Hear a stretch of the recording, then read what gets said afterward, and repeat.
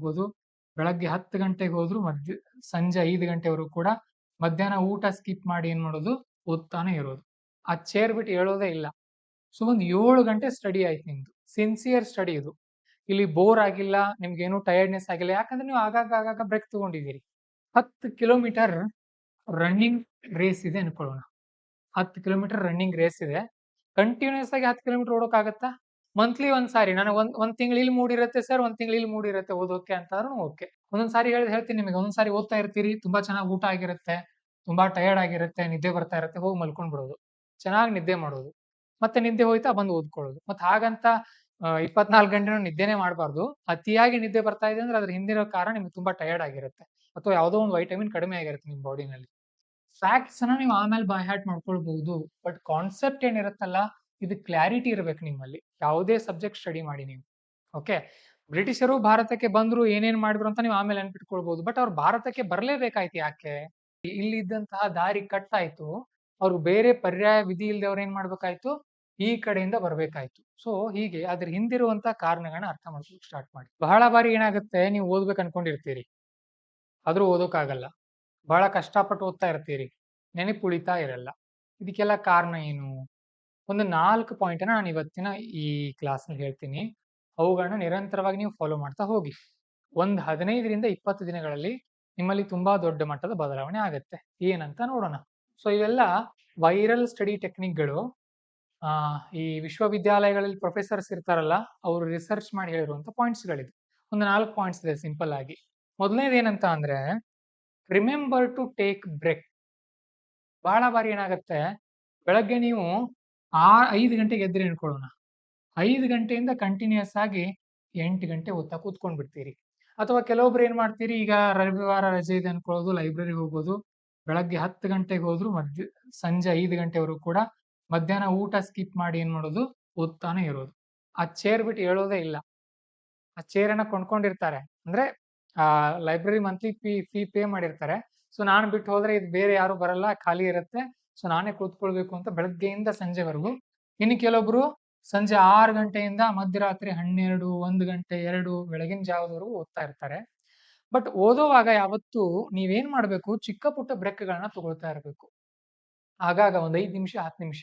ಯಾವ ರೀತಿ? ಕೆಲವೊಬ್ಬರಲ್ಲಿ ಏನ್ ಕೆಪಾಸಿಟಿ ಇರುತ್ತೆ, ಅವರು 1 ಗಂಟೆವರೆಗೂ ಕೂಡ ಡಿಸ್ಟ್ರಾಕ್ಟ್ ಆಗದೆ ಓದ್ತಾರೆ. ಒಂದು 60 ನಿಮಿಷ ನಿರಂತರವಾಗಿ ಓದಬಲ್ಲರು. ಹೌದಾ? ಇನ್ನು ಕೆಲವೊಬ್ರಿಗೆ ಏನಾಗುತ್ತೆ, 10 ನಿಮಿಷಕ್ಕೂ ಕೂಡ ಬ್ರೇಕ್ ಬೇಕಾಗ್ತಾ ಇರುತ್ತೆ, ಮೈಂಡ್ ಡಿಸ್ಟ್ರಾಕ್ಟ್ ಆಗ್ತಾ ಇರುತ್ತೆ.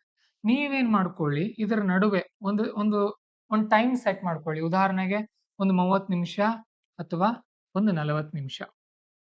ಆ ಟೈಮ್ನಲ್ಲಿ ಒಂದು ಟಾಪಿಕ್ ಅನ್ನ ಫಿಕ್ಸ್ ಆಗಿ ಓದ್ಕೊಳ್ಳೋದು. ಅದು ಮುಗಿದ ತಕ್ಷಣ ಒಂದು 5ರಿಂದ 10 ನಿಮಿಷ ಬ್ರೇಕ್ ತಗೊಳ್ಳೋದು. ಈ ರೀತಿ 30ರಿಂದ 40 ನಿಮಿಷ ಒಂದು 10 ಸ್ಲಾಟ್ ಮಾಡಿದೀರಿ ಅನ್ಕೊಳ್ಳೋಣ. ಉದಾಹರಣೆಗೆ 40 ನಿಮಿಷ ಅಂತ ಲೆಕ್ಕ ಹಾಕೊಳ್ಳಿ. ಎಷ್ಟು ನಿಮಿಷ ಆಯ್ತು? 400 ನಿಮಿಷ. 400 ನಿಮಿಷ ಡಿವೈಡೆಡ್ ಬೈ 60 ಎಷ್ಟಾಯ್ತು? ಎಷ್ಟು ಗಂಟೆಗಳಾದವು?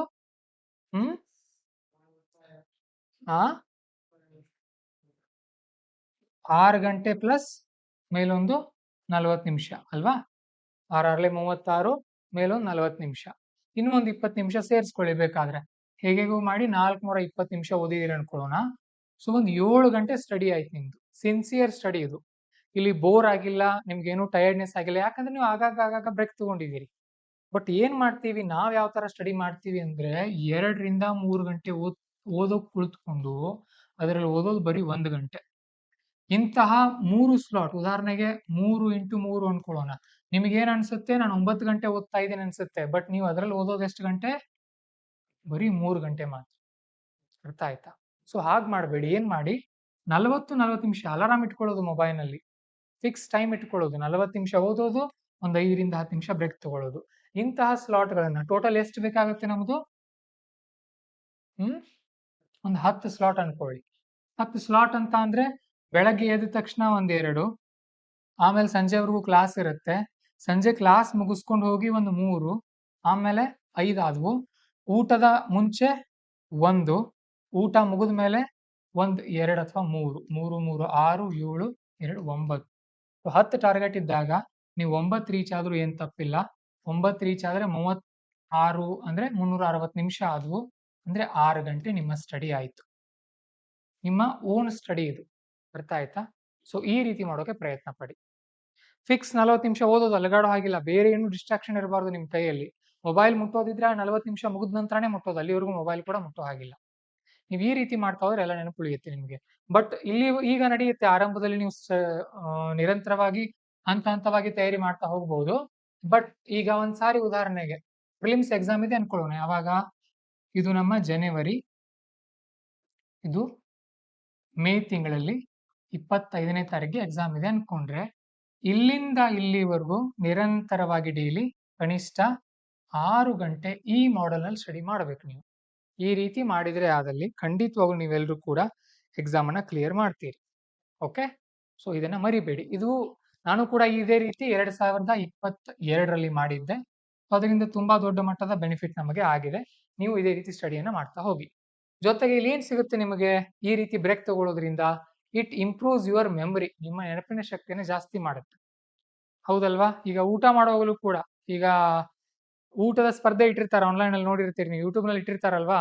ಸೊ ಅವ್ರು ತಿಂತಾರ ಒಂದ್ ಸ್ವಲ್ಪ ಬ್ರೇಕ್ ಕೊಟ್ಟು ಮತ್ತೆ ತಿಂತಾರ, ಹೋಗುತ್ತಲ್ವಾ ಆಗ?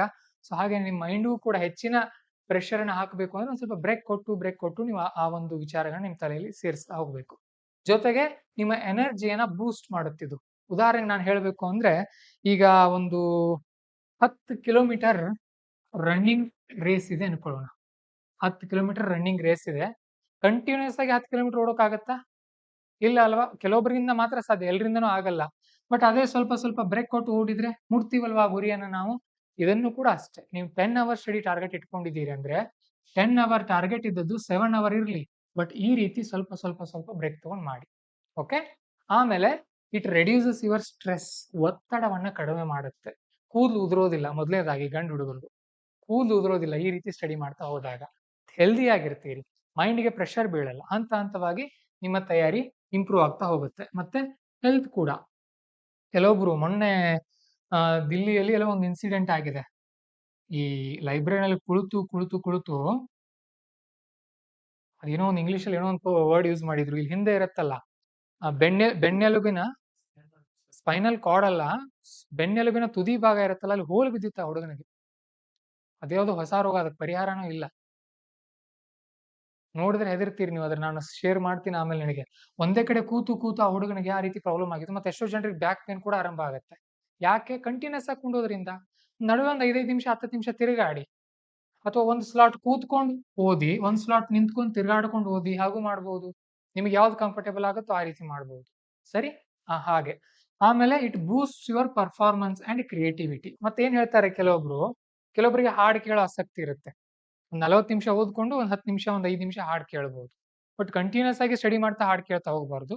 ಅದರಿಂದ ಏನಾಗುತ್ತೆ, ಮೈಂಡ್ ಮತ್ತಷ್ಟು ಜಾಸ್ತಿ ಡಿಸ್ಟ್ರಾಕ್ಟ್ ಆಗುತ್ತೆ. ಅದು ಸರಿನೂ ಅಲ್ಲ. ಆ ರೂಢಿ ಇಟ್ಕೊಳ್ಬಾರ್ದು ನೀವು. ಇದು ಒಂದನೇ ಪಾಯಿಂಟ್. ಒಂದನೇ ಪಾಯಿಂಟ್ ಏನ್ ಹೇಳಿದೆ ನಾನು? There should be small breaks. Next point, fix the space for study. ಏನು? ನಿಮ್ದೊಂದು ರೂಮ್ ಇದೆ ಅನ್ಕೊಳ್ಳೋಣ.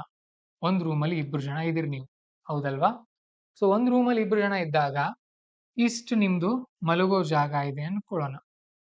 ನೀವು ಪ್ರತಿದಿನ ಇಲ್ಲೇ ಸ್ಟಡಿ ಮಾಡೋ ಕುಳಿತುಕೊಳ್ತೀರಿ ನಿಮ್ಮ ಹಾಸಿಗೆ ಮೇಲೆ ಅಂತ ಅಂದ್ರೂ ಓಕೆ, ನೋ ಪ್ರಾಬ್ಲಮ್. ಇಲ್ಲ ಸರ್, ನಾನು ಮಲ್ಕೋ ಜಾಗನೇ ಬೇರೆ, ನಾನು ಕೂತ್ಕೊಂಡು ಓದೋ ಜಾಗನೇ ಬೇರೆ ಇದೆ ಅಂದ್ರೆ ಅದು ಓಕೆ. ಫಿಕ್ಸ್ ಮಾಡ್ಕೊಳ್ಳಿ ಅದನ್ನ. ಪ್ರತಿದಿನ ಚೇಂಜ್ ಆಗೋದು ಬೇಡ. ಮಂತ್ಲಿ ಒಂದ್ಸಾರಿ ನನಗೆ ಒಂದ್ ತಿಂಗಳು ಇಲ್ಲಿ ಮೂಡಿರುತ್ತೆ ಸರ್, ಒಂದ್ ತಿಂಗಳು ಇಲ್ಲಿ ಮೂಡಿರುತ್ತೆ ಓದೋಕೆ ಅಂತಾದ್ರೂ ಓಕೆ. ಇಲ್ಲ ನಾನು ಇವ್ರು ಮಾತಾಡ್ಕೊಂಡು ಇವ್ರನ್ನ ಇಲ್ಲಿ ಶಿಫ್ಟ್ ಮಾಡ್ತೀನಿ, ನಾನು ಇಲ್ಲಿ ಶಿಫ್ಟ್ ಆಗ್ತೀನಿ ಅಂದ್ರೆ ಅದು ಓಕೆ. ಬಟ್ ನೀವು ರೂಮಿಗೆ ಹೋದ ತಕ್ಷಣ ಅಲ್ಲಿ ಕೂತಾಗ ಇದು ನಾನು ಓದುವಂತ ಟೈಮ್ ಅಂತ ನಿಮ್ಗೆ ಗೊತ್ತಿರಬೇಕು. ಸರಿ, ಇಲ್ಲಿ ಬಂದಿದ್ದೀನಿ ನಾನಂದ್ರೆ ಓದುವಂಥದ್ದು ಇರಬೇಕು. ಆಗ ನಿಮ್ಗೆ ಏನಾಗುತ್ತೆ, ಒಂದು ಸ್ಟಡಿ ಎನ್ವೈರ್ಮೆಂಟ್ ತಾನಾಗೆ ಕ್ರಿಯೇಟ್ ಆಗುತ್ತೆ. ಅದು ಸ್ಟಡಿ ಟೇಬಲ್ ಇರಲೇಬೇಕಂತ ಏನಿಲ್ಲ. ಬೆನ್ ಪ್ರಾಬ್ಲಮ್ ಇದ್ರೆ, ನಿಮ್ಗೆ ಬೆನ್ ಏನಾದ್ರು ಪೇನ್ ಆಗ್ತಾ ಇದ್ರೆ ಸ್ಟಡಿ ಟೇಬಲ್ ತಗೊಳ್ಳಿ. ಇಲ್ಲ ನೆಲಕ್ಕೆ ಕೂತ್ಕೊಂಡು ಓದೋ ರೂಢಿ ಇದೆ ಅಂತ ಅಂದ್ರೆ ನೆಲಕ್ಕೆ ಕೂತ್ಕೊಂಡು ಕೂಡ ಓದ್ಬಹುದು. ಆ ಜಾಗ ಒಂದು ಫಿಕ್ಸ್ ಇರಲಿ. ಈ ಜಾಗ ಅಂದ್ರೆ ನಾನು ಓದೋಕ್ ಮಾತ್ರ ಸೀಮಿತ. ಅಲ್ಲಿ ನಾನು ಮೊಬೈಲು ಮುಟ್ಟಲ್ಲ, ನಿದ್ದೆನೂ ಮಾಡಲ್ಲ. ನಿದ್ದೆ ಬಂದ್ರೆ ಮತ್ತೆ ಬೇರೆ ಕಡೆ ಹೋಗಿ ನಿದ್ದೆ ಮಾಡೋದು. ಒಂದೊಂದ್ಸಾರಿ ಹೇಳ್ತೀನಿ ನಿಮಗೆ, ಒಂದೊಂದ್ಸಾರಿ ಓದ್ತಾ ಇರ್ತೀರಿ, ತುಂಬಾ ಚೆನ್ನಾಗಿ ಊಟ ಆಗಿರುತ್ತೆ, ತುಂಬಾ ಟಯರ್ಡ್ ಆಗಿರುತ್ತೆ, ನಿದ್ದೆ ಬರ್ತಾ ಇರುತ್ತೆ, ಹೋಗಿ ಮಲ್ಕೊಂಡ್ ಬಿಡೋದು, ಚೆನ್ನಾಗಿ ನಿದ್ದೆ ಮಾಡೋದು, ಮತ್ತೆ ನಿದ್ದೆ ಹೋಯ್ತಾ ಬಂದು ಓದ್ಕೊಳ್ಳೋದು. ಮತ್ತೆ ಹಾಗಂತ 24 ಗಂಟೆನೂ ನಿದ್ದೆನೇ ಮಾಡಬಾರ್ದು. ಅತಿಯಾಗಿ ನಿದ್ದೆ ಬರ್ತಾ ಇದೆ ಅಂದ್ರೆ ಅದ್ರ ಹಿಂದಿರೋ ಕಾರಣ ನಿಮ್ಗೆ ತುಂಬಾ ಟಯರ್ಡ್ ಆಗಿರುತ್ತೆ, ಅಥವಾ ಯಾವುದೋ ಒಂದು ವೈಟಮಿನ್ ಕಡಿಮೆ ಆಗಿರುತ್ತೆ ನಿಮ್ಮ ಬಾಡಿನಲ್ಲಿ. ಅದಕ್ಕೋಸ್ಕರನೂ ಕೂಡ ಆ ರೀತಿ ಆಗ್ತಾ ಇರುತ್ತೆ. ಅದನ್ನು ಕೂಡ ಚೆಕ್ ಮಾಡ್ಕೊಳ್ಬೇಕು. ಯಾಕಂದ್ರೆ ನನಗೆ ಎಕ್ಸ್ಪೀರಿಯನ್ಸ್ ಆಗಿದೆ. ಓಕೆ, ಸಸ್ಯಾಹಾರಿಗಳಲ್ಲಿ ಒಂದು ವೈಟಮಿನ್ ತುಂಬಾ ಕೊರತೆ ಇರುತ್ತೆ. ಯಾವುದು? B12 ಕೊರತೆಯಿಂದ ಅತಿಯಾಗಿ ನಿದ್ದೆ ಬರ್ತಾ ಇರುತ್ತೆ. ನಮಗೆ ಗೊತ್ತೇ ಇರೋದಿಲ್ಲ. ನನಗೆ ಗೊತ್ತಾದದ್ದೇ ಲಾಸ್ಟ್ ಇಯರ್ ಇದು. ಬರೀ ಸುಸ್ತಾಗೋದು. ನಾವೇನು ಕೆಲಸನೇ ಮಾಡಲ್ಲ. ಬೆಳಗ್ಗೆ ಎದ್ದ ತಕ್ಷಣ ಸುಸ್ತು. ಆ ರೀತಿ ಸಮಸ್ಯೆಗಳಾಗ್ತಾ ಇರುತ್ತೆ. ಸೊ ನಿಮ್ಮಲ್ಲಿ ಏನ್ ಸಮಸ್ಯೆ ಇದೆ ಅಂತ ಕಂಡುಹಿಡ್ಕೊಂಡು ಅದಕ್ಕೆ ಪರಿಹಾರವನ್ನು ಕೂಡ ತಗೊಳ್ಬಹುದು. ಮತ್ತೆ ಯಾರ್ಯಾರಿಗೆ ಸ್ಟಡಿ ಲ್ಯಾಂಪ್ ನಲ್ಲಿ ಓದುವಂತ ಹವ್ಯಾಸ ಇರುತ್ತೆ, ಸ್ಟಡಿ ಲ್ಯಾಂಪ್ ಕೂಡ ನೀವು ತಗೊಳ್ಬಹುದು. ನಾವೇನ್ ಮಾಡ್ತೀವಿ, ಏನಾದ್ರೂ ಒಂದು ಸ್ಪರ್ಧೆ ಇಟ್ಟು ನಿಮಗೆ ಯಾರು ಚೆನ್ನಾಗಿ ಓದ್ತೀರಿ ಅವರಿಗೆ ಒಂದು ಸ್ಟಡಿ ಲ್ಯಾಂಪ್ ಪ್ರೈಸ್ ಕೊಡ್ತೀವಿ ಬೇಕಾದ್ರೆ. ಸರಿ, ನೆಕ್ಸ್ಟ್ ಇನ್ನೊಂದು very important point. First point ಏನು? ಬ್ರೇಕ್ಸ್ ಇರಬೇಕು. ಎರಡನೇ ಪಾಯಿಂಟ್ ಫಿಕ್ಸ್ಡ್ ಸ್ಪೇಸ್ ಇರಬೇಕು ನಿಮ್ಗೆ ಓದೋಕೆ. ಈಗ ಮೂರನೇ point, learn the concept, not the fact. Fact ನೀವು ಆಮೇಲೆ ನೆನ್ಪಿಟ್ಕೊಳ್ತೀರಿ, ಹೌದಲ್ವಾ? ಈಗ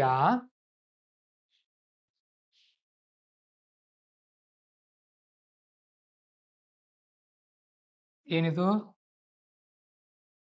ಏನು? ಹಾ, ಈಗ ಇಲ್ಲಿಂದ ಅಂತರ ಇಲ್ಲಿ ಹೊಡೆದ್ರೆ ಏನದು? ಓಕೆ, 6 ಅಂದ್ರೆ 6 ರನ್ ಅಂತ ನೆನ್ಪಿಟ್ಕೊಳ್ತೀರಾ. ಮೊದ್ಲು ಇಲ್ಲಿಂದ ಇಲ್ಲಿ ಹೊಡಿಯೋದು ಪ್ಲಾನ್ ಹಾಕ್ತೀರಿ, ಹೌದಲ್ವಾ? ಸೊ ಇಲ್ಲಿಂದ ಇಲ್ಲಿ ಹೇಗೆ ಹೊಡಿಬೇಕಂತ ಪ್ಲಾನ್ ಹಾಕಿರ್ತೀರಿ. ಅದೇನು? ಕಾನ್ಸೆಪ್ಟ್. ಮೊದಲು ಇದನ್ನ ಪ್ರಾಕ್ಟೀಸ್ ಮಾಡ್ಕೊಳ್ಳಿ, ಇದು ಆಮೇಲೆ ತಾನಾಗೆ ನೆನಪುಳಿಯುತ್ತೆ, ಹೌದಲ್ವಾ? ಸೊ ನಮ್ಮ ಸ್ಟಡಿಯಲ್ಲಿ ಬಂದಾಗ ಹಿಮಾಲಯಗಳು ಹೇಗೆ ಕ್ರಿಯೇಟ್ ಆದವು, ನದಿಗಳು ಯಾಕೆ ಪೂರ್ವದಿಂದ ಪಶ್ಚಿಮ ಹರಿಯುತ್ತೆ, ಪಶ್ಚಿಮದಿಂದ ಪೂರ್ವ ಹರಿಯುವಂತ ನದಿಗಳು ಈ ಕಡೆ ಯಾಕೆ ಹರಿಯುತ್ತೆ, ಈ ರೀತಿ ಕಾನ್ಸೆಪ್ಟ್ ಅನ್ನ ಅರ್ಥ ಮಾಡ್ಕೊಳ್ಳಿ. ಯಾಕಂದ್ರೆ ಇಲ್ಲಿಂದ ಇಲ್ಲಿ ಹೊಡೆದ್ರೆ ಅಂದ್ರೆ ಎಷ್ಟಂತ ಜನ ಹೇಳ್ತಾರೆ ನಿಮ್ಗೆ, ಅಥವಾ ನೀವು ಆಮೇಲೆ ಎಲ್ಲೋ ಇದ್ದಾಗ ತಿಳ್ಕೊಳ್ಬಹುದು, ಅದನ್ನ ನೆನ್ಪಿಟ್ಕೊಳ್ಬಹುದು. ಫ್ಯಾಕ್ಟ್ಸ್ ಅನ್ನ ನೀವು ಆಮೇಲೆ ಬೈ ಹ್ಯಾಟ್ ಮಾಡ್ಕೊಳ್ಬಹುದು, ಬಟ್ ಕಾನ್ಸೆಪ್ಟ್ ಏನಿರುತ್ತಲ್ಲ, ಇದು ಕ್ಲಾರಿಟಿ ಇರ್ಬೇಕು ನಿಮ್ಮಲ್ಲಿ. ಯಾವುದೇ ಸಬ್ಜೆಕ್ಟ್ ಸ್ಟಡಿ ಮಾಡಿ ನೀವು. ಓಕೆ, ಬ್ರಿಟಿಷರು ಭಾರತಕ್ಕೆ ಬಂದ್ರು, ಏನೇನ್ ಮಾಡಿದ್ರು ಅಂತ ನೀವು ಆಮೇಲೆ ನೆನ್ಪಿಟ್ಕೊಳ್ಬಹುದು, ಬಟ್ ಅವ್ರು ಭಾರತಕ್ಕೆ ಬರ್ಲೇಬೇಕಾಯ್ತು. ಯಾಕೆ ಬರ್ಬೇಕಾಯ್ತು? ನೆನ್ಪಿದೆ ಯಾರಿಗಾದ್ರು? ಓಕೆ, ಸಾಂಬಾರ್ ಪದಾರ್ಥ ಓಕೆ. ಅವರು ಯಾಕೆ ಸಮುದ್ರ ಮಾರ್ಗನೇ ಹಿಡ್ಕೊಂಡು ಬರ್ಬೇಕಾಯ್ತು ಅವರು? ಹಾ, ಸೊ ಅಲ್ಲಿ ಇದ್ದಂತಹ ದಾರಿ, ಇಲ್ಲಿ ಇದ್ದಂತಹ ದಾರಿ ಕಟ್ ಆಯ್ತು. ಅವ್ರು ಬೇರೆ ಪರ್ಯಾಯ ವಿಧಿ ಇಲ್ಲದೆ ಅವ್ರು ಏನ್ ಮಾಡ್ಬೇಕಾಯ್ತು? ಈ ಕಡೆಯಿಂದ ಬರ್ಬೇಕಾಯ್ತು. ಸೊ ಹೀಗೆ ಅದ್ರ ಹಿಂದಿರುವಂತಹ ಕಾರಣಗಳನ್ನ ಅರ್ಥ ಮಾಡ್ಕೊಂಡು ಸ್ಟಾರ್ಟ್ ಮಾಡಿ, ಅಲ್ವಾ? ಈಗ ಮೌಂಟೇನ್ ನಲ್ಲಿ, ಎತ್ತರದ ಪರ್ವತ ತುದಿಗಳಲ್ಲಿ ಇದು ಅಲ್ಪೈನ್ ಯಾಕೆ, ಇದು ಸಬ್ ಅಲ್ಪೈನ್ ಯಾಕೆ, ಇದು ಟೆಂಪರೇಟ್ ಯಾಕೆ, ಇದು ಟ್ರಾಪಿಕಲ್ ಯಾಕೆ ಅಂತ ನೀವು ಅರ್ಥ ಮಾಡ್ಕೊಳ್ಬೇಕು. ಅಲ್ಲಿರುವಂತಹ ಸಸ್ಯದ ಹೆಸರನ್ನ ಆಮೇಲೆ ನೀವು ನೆನ್ಪಿಟ್ಕೊಳ್ತೀರಿ. ಇದು ಯಾಕೆ ಅಲ್ಪೈನ್, ಇದು ತುದಿಯಲ್ಲಿದೆ, ಟೆಂಪರೇಚರ್ ತುಂಬಾ ಕಡಿಮೆ ಇದೆ, ಹಿಮ ಬೀಳುತ್ತೆ, ಸಣ್ಣ ಸಣ್ಣ ಪುಟ್ಟ ಪುಟ್ಟ ಪೊದೆಗಳು ಬೆಳೆಯುತ್ತೆ ಅಲ್ಲಿ. ಅರ್ಥ ಆಯ್ತಾ? ಸೊ ಈ ರೀತಿ ನೆನ್ಪಿಟ್ಕೊಳಕ್ ಟ್ರೈ ಮಾಡಿ. ಇಲ್ಲಿ ಯಾವುದು? ಟೆಂಪರೇಟ್ ನಲ್ಲಿ ಜಾಸ್ತಿ ನಮಗೆ ಡೆಸಿಡಿಯಸ್ ಯಾಕೆ ಕಂಡು ಬರುತ್ತೆ? ಯಾಕೆ ಕಂಡು ಬರುತ್ತೆ ಅಂದ್ರೆ ಅಲ್ಲಿ ಮಳೆ ಕಡಿಮೆ ಇರುತ್ತೆ, ಸೊ ಗಿಡಗಳ ಎಲೆ ಉದುರಿಸುತ್ತೆ. ಸೊ ಹಾಗಾಗಿ ಈ ರೀತಿ ಕಾನ್ಸೆಪ್ಟ್ ನ ನೀವು ಅರ್ಥ ಮಾಡ್ಕೊಂಡ್ರಿ ಅಂದ್ರೆ ಆರಾಮಾಗಿ UPSC ಕ್ಲಿಯರ್ ಮಾಡ್ತೀರಿ. ಮತ್ತೆ ಅವ್ರು ಕಾನ್ಸೆಪ್ಟ್ ಮೇಲೆ ಕೇಳ್ತಾ ಇದಾರೆ UPSC ನವರು. ಬೇರೆ ಎಕ್ಸಾಮ್ಗೂ ನಮ್ಮ UPSCಗೂ ವ್ಯತ್ಯಾಸ ಏನು ಅಂತ ಅಂದ್ರೆ they are focusing on concept. ಈಗ ಉದಾಹರಣೆಗೆ ರೆಪೋ ರೇಟ್ ಅಂತ ಬಂತ ಅನ್ಕೊಳ್ಳಿ. ಬೇರೆ ಎಕ್ಸಾಮ್ಗಳಲ್ಲಿ ಏನ್ ಕೇಳ್ತಾರೆ? ರೆಪೋ ರೇಟ್ ಅನ್ನ ಯಾರು ಫಿಕ್ಸ್ ಮಾಡ್ತಾರೆ ಅಂತ ಕೇಳ್ತಾರೆ. ಯಾರು ಮಾಡ್ತಾರೆ? RBI ನವರು ಫಿಕ್ಸ್ ಮಾಡ್ತಾರೆ. ಬಟ್ UPSC ಅಲ್ಲಿ ಏನ್ ಕೇಳುತ್ತೆ? ರೆಪೋ ರೇಟ್ ಅನ್ನ ಜಾಸ್ತಿ ಮಾಡಿದ್ರೆ ಏನಾಗುತ್ತೆ, ರೆಪೋ ರೇಟ್ ಅನ್ನ ಕಡಿಮೆ ಮಾಡಿದ್ರೆ ಏನಾಗುತ್ತೆ. ಅರ್ಥ ಆಯ್ತಾ? ಸೊ ಅಧಿಕಾರಿಗಳ ರೀತಿಯಲ್ಲಿ ನೀವು ಥಿಂಕ್ ಮಾಡೋಕ್ ಸ್ಟಾರ್ಟ್ ಮಾಡಬೇಕು. ಕಾನ್ಸೆಪ್ಟ್ ನ ನೀವು ಅರ್ಥ ಮಾಡ್ಕೊಂಡ್ರಿ ಅಂದ್ರೆ ಆರಾಮಾಗಿ ಫ್ಯಾಕ್ಟರ್ ನೆನ್ಪಿಟ್ಕೊಳ್ತಾ ಹೋಗ್ತೀವಿ. ಓಕೆ, ಸೊ ನೆಕ್ಸ್ಟ್, ಒಂದನೇದು ಬ್ರೇಕ್ ತಗೊಳ್ಬೇಕು, ಎರಡನೇದು ಸ್ಟಡಿ ಸ್ಪೇಸ್ ಇರಬೇಕು, ಆಮೇಲೆ ಕಾನ್ಸೆಪ್ಟ್ ನಿಮ್ಗೆ ಗಮನದಲ್ಲಿರ್ಬೇಕು, ಫ್ಯಾಕ್ಟ್ಸ್ ನ ನೀವು ಹಂತ ಹಂತವಾಗಿ ನೆನ್ಪಿಟ್ಕೊಳ್ತಾ ಹೋಗ್ತೀರಿ. ಇನ್ನು ಕೊನೆಯದಾಗಿ, ಇದು ಬಹಳ ಜನ ನಿದ್ದೆಯನ್ನ ಬಿಡೋಕ್ ಪ್ರಯತ್ನ ಪಡ್ತಿರ್ತಾರೆ, ಸ್ಕಿಪ್ ಮಾಡೋದು ನಿದ್ದೆಯನ್ನ. ಹಾಗೆ ಮಾಡಬಾರ್ದು. ನೀವು ಮಧ್ಯಾಹ್ನ ಕೆಲವೊಬ್ರು ನಿದ್ದೆ ಮಾಡೋ ರೂಢಿ ಇರುತ್ತೆ, ಮಲ್ಕೊಳ್ಳಿ, ಆರಾಮಾಗಿ ಚೆನ್ನಾಗಿ ನಿದ್ದೆ ಮಾಡಿ. ಕೆಲವೊಬ್ರು ರಾತ್ರಿ ಸಿಕ್ಕಾಪಟ್ಟೆ ನಿದ್ದೆ ಮಾಡ್ತಿರ್ತೀರಿ, ಸಿಕ್ಕಾಪಟ್ಟೆ ನಿದ್ದೆ ಮಾಡಿ. ಬಟ್ ನಿದ್ದೆ ಬಿಟ್ಟು ನಾನು ಓದ್ತೀನಿ ಅನ್ನೋದು ತುಂಬಾ ತಪ್ಪು. ನಿದ್ದೆ ಬಿಡಬಾರ್ದು. ಅದೆಷ್ಟು ಫಿಕ್ಸ್ ಇದೆ ನಿಮ್ ಶರೀರಕ್ಕೆ ನೋಡಿ. ಕೆಲವೊಬ್ರಿಗೆ 6 ಗಂಟೆ ಬೇಕು, ಕೆಲವೊಬ್ರಿಗೆ 8 ಗಂಟೆ ಬೇಕು. ಇದರ ರೇಂಜ್ ನಲ್ಲಿ ಇರಲಿ. ಈ 6 ಗಂಟೆಯಿಂದ ಕಡಿಮೆನೂ ಬರೋದು ಬೇಡ, ಈ 8 ಗಂಟೆಯಿಂದ ಜಾಸ್ತಿನೂ ಹೋಗೋದು ಬೇಡ. ಇದರ ರೇಂಜ್ ನಲ್ಲಿ ಇದ್ದಾಗ ನಿಮಗೆ ಆರಾಮಾಗಿ ನಿಮ್ಮ ಹೆಲ್ತ್ ನಿಮ್ಮ ಸಾಥ್ ಕೊಡುತ್ತೆ. ನಿದ್ದೆ ಕಡಿಮೆ ಆದ್ರೆ ಏನೇನಾಗುತ್ತೆ ಹೇಳಿ ನೋಡೋಣ. ಮೊದಲು ಪ್ರಾಬ್ಲಮ್, ಟಯರ್ಡ್ ಆಗ್ತೀರಿ, ಮತ್ತೆ ರೆಸ್ಟ್ಲೆಸ್ನೆಸ್, ಯಾರೇನೇ ಹೇಳಿದ್ರು ಕೋಪ ಬರೋದು, ಇಂಡೈಜೆಷನ್ ಆಗೋಕ್ ಸ್ಟಾರ್ಟ್ ಆದ್ರೆ ಉಂಡಿರೋದು ನಿಮ್ಗೆ ಹೊಟ್ಟೆಗೆ ಹತ್ತಲ್ಲ. ಉಂಡಿರೋದು ಹೊಟ್ಟೆಗೆ ಹತ್ತಲಿಲ್ಲ ಅಂದ್ರೆ ಅದು ರಕ್ತಾನೇ ಆಗಲ್ಲ, ಎನರ್ಜಿನೇ ಉಳಿಯಲ್ಲ ನಿಮ್ಮಲ್ಲಿ. ಹಾಗಾಗಿ ನಿದ್ದೆಯನ್ನ ಸ್ಕಿಪ್ ಮಾಡೋಕ್ ಹೋಗಬೇಡಿ. ಸರಿ, ಆಮೇಲೆ ಮತ್ತೆ ಕೆಲವೊಂದು ಬೋನಸ್ ಟಿಪ್ಸ್ ಏನಂತ ಅಂದ್ರೆ, ಸಾಧ್ಯವಾದಷ್ಟು ಈ ಕೆಫಿನ್ ಪದಾರ್ಥಗಳನ್ನ ನೀವೇನ್ ತಿನ್ನಲ್ಲ ಬಿಡಿ ಇಲ್ಲಿ ಪಾಪ. ಊಟ ಅಷ್ಟೇ ನಿಮ್ದಿಲ್ಲಿ. ಸೊ ಕಾಫಿ ಗೀಫಿ ಎಲ್ಲ ಕುಡಿತಾರೋರು ಜಾಸ್ತಿ ಮಾಡಬೇಡಿ ಅದನ್ನ. ಮತ್ತೆ ರಾತ್ರಿ ಹೊತ್ತಲ್ಲಿ ಸ್ಕ್ರೀನ್ ಜಾಸ್ತಿ ಯೂಸ್ ಮಾಡೋದು ಬೇಡ. ಒಂದು ಫಿಕ್ಸ್ ಟೈಮ್ ಇಟ್ಕೊಳ್ಳಿ ಸಂಜೆ ಮೊಬೈಲ್ ಯೂಸ್ ಮಾಡೋಕೆ. ಅದಾದ ನಂತರ ಮೊಬೈಲನ್ನ ಬಿಟ್ಬಿಡಿ. ಬೇಕಾದ್ರೆ ಮೊಬೈಲ್ ಯೂಸ್ ಮಧ್ಯಾಹ್ನ ಮಾಡಿದ್ರೆ ತುಂಬಾ ಒಳ್ಳೇದು. ಒಂದು ಸ್ವಲ್ಪ ಫಿಸಿಕಲ್ ಆಕ್ಟಿವಿಟಿ ಡೈಲಿ ಎಲ್ರದ್ದು ಇರಲೇಬೇಕು. ಓಕೆ, ಒಂದು ಅರ್ಧ ಗಂಟೆ ಸ್ಪೀಡ್ ಆಗಿ ವಾಕ್ ಮಾಡಿದ್ರೆ ಸಾಕು. ಊಟ ಮಾಡಿದ ನಂತರ ಸ್ಪೀಡ್ ನಡಿಬಾರ್ದು. ಸಂಜೆ ಹೊತ್ತಲ್ಲಿ ಅಥವಾ ಬೆಳಗ್ಗೆ ನಿಮ್ಗೆ ಯಾವಾಗ ಕಂಫರ್ಟೇಬಲ್ ಆಗುತ್ತೋ ಆಗ ಒಂದ್ ಸ್ವಲ್ಪ ವಾಕ್ ಮಾಡಿ ಒಂದು 5ರಿಂದ 6 ಸೂರ್ಯ ನಮಸ್ಕಾರಗಳನ್ನ ಮಾಡಿದ್ರೆ ಸಾಕು. ಸೊ ಒಟ್ನಲ್ಲಿ ಒಂದು 4 important tips for your study ಅಂದ್ರೆ, ನಂಬರ್ 1, ಬ್ರೇಕ್ ತಗೊಳ್ತಾ ಇರ್ಬೇಕು ನಡುವೆ ಮರೀದೇನೆ. ಸೊ ಅದಕ್ಕೆ ಸ್ಟಡಿ ಟ್ರ್ಯಾಕರ್ ಅಂತ ಹೇಳೋದು ನಾನು. ನೀವೇನ್ ಮಾಡ್ಬೇಕು ಗೊತ್ತಾ ಸ್ಟಡಿ ಟ್ರ್ಯಾಕರ್ಗೆ? ಆ ಸ್ಟಡಿ ಟ್ರ್ಯಾಕರ್ ಅಲ್ಲಿ ಈಗ ಉದಾಹರಣೆಗೆ ಏನು ಸೋಷಿಯಲ್ ಜಸ್ಟಿಸ್ ಓದ್ತಾ ಇದ್ರೆ ಅನ್ಕೊಳ್ಳೋಣ, 40 ನಿಮಿಷ ಓದಿ ಬಿಟ್ಬಿಡೋದು. ಬಟ್ ಈಗ ಅದೇನ್ ಬೇಡ. ಸೋಷಿಯಲ್ ಜಸ್ಟಿಸ್ ಅವೆಲ್ಲ ಮೇನ್ಸ್ ಟಾಪಿಕ್ಸ್ ಬಿಟ್ಬಿಡಿ ಇನ್ ಮುಂದೆ. ನಿಜವಾಗ್ಲೂ mapping, environment, polity, economy, geography ಇವುಗಳನ್ನ ಜಾಸ್ತಿ ಓದ್ತಾ ಹೋಗ್ಬೇಕು. ಆಮೇಲೆ ದ ಹಿಂದೂಗೆ ಒಂದು 40 ಮಿನಿಟ್ಸ್ ಅದಕ್ಕೋಸ್ಕರ ತೆಗೆದಿಡೋದು. ಪ್ರಜಾವಾಣಿನೂ ಇದ್ರೊಳಗಡೆನೆ ಸೇರಿಸ್ಕೊಂಡ್ಬಿಡಿ. ನೆಕ್ಸ್ಟ್ ಈಗ ಮ್ಯಾಪಿಂಗ್ ನಡೀತಾ ಇದೆ, ಈಗ ಎನ್ವೈರನ್ಮೆಂಟ್ ಸ್ಟಾರ್ಟ್ ಮಾಡ್ತೀವಿ. ಇದಕ್ಕೊಂದು 40 ಮಿನಿಟ್ಸ್, ಇದೊಂದು 40 ಮಿನಿಟ್ಸ್ ಓದ್ತಾ ಹೋಗ್ಬೇಕು. ಎನ್ವೈರನ್ಮೆಂಟ್ ಯಾರು ನೋಟ್ಸ್ ಮಾಡ್ಕೊಳಿಕ್ ಹೋಗ್ಬೇಡಿ. ನಾನು ಹೇಳ್ಕೊಡ್ತೀನಿ ಅಷ್ಟೇ ನೋಟ್ಸ್ ಮಾಡೋದು, ಅದನ್ನ ಹಾಗೆ ಮಾಡ್ಬೇಕು.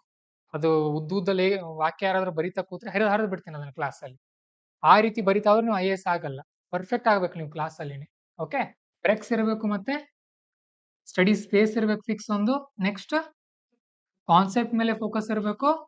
ನಿದ್ದೆಯೊಂದಿಗೆ ಕಾಂಪ್ರಮೈಸ್ ಬೇಡ. ಇಷ್ಟು ಪಾಯಿಂಟ್ ನೀವು ಫಾಲೋ ಮಾಡಿದ್ದೆ ಆದಲ್ಲಿ ನೀವು ಒಬ್ಬ ಬೆಸ್ಟ್ ವಿದ್ಯಾರ್ಥಿ ಆಗ್ತೀರಿ. ಸರಿ.